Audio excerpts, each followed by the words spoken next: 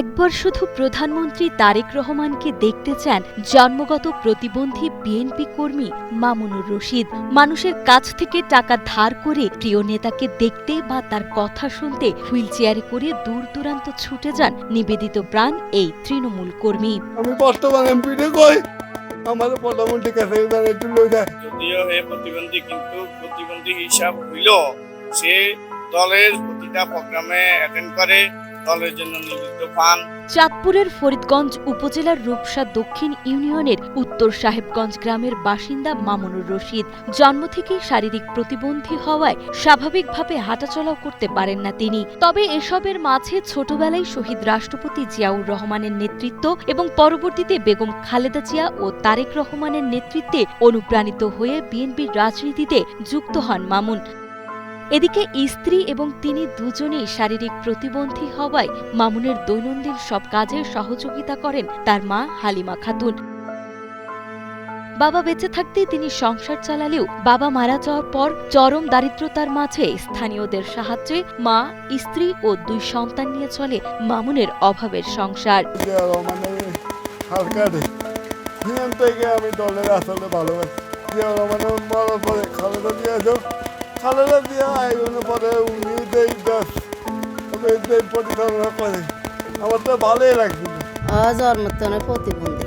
শত শারীরিক প্রতিবন্ধকতা ও দারিদ্রতাও মামুনকে তার রাজনৈতিক আদর্শ থেকে দূরে সরিয়ে রাখতে পারেনি। 2023 সালের অক্টোবরে ঢাকার মহাসমাবেশ থেকে শুরু করে 25 ডিসেম্বর তারেক রহমানের দেশে ফেরার দিনও তাকে এক নজর দেখার আশায় ব্যাটারি চালিত হুইলচেয়ার নিয়ে ঢাকার 300 ফিটে ছুটে যায় মামুন। সর্বশেষ 16 মে প্রধানমন্ত্রী তারেক রহমান চাঁদপুর গেলেও সেখানে ছুটে যান তিনি। তবে বিপুল জনসমাগমের কারণে সেদিনও প্রিয় নেতার সঙ্গে সাক্ষাতের সুযোগ হয়নি মামুনের। আমি টাকাতে অন্তত কয়েকবার প্রোগ্রামে গেলাম, নিজে 8 টাকা দিই।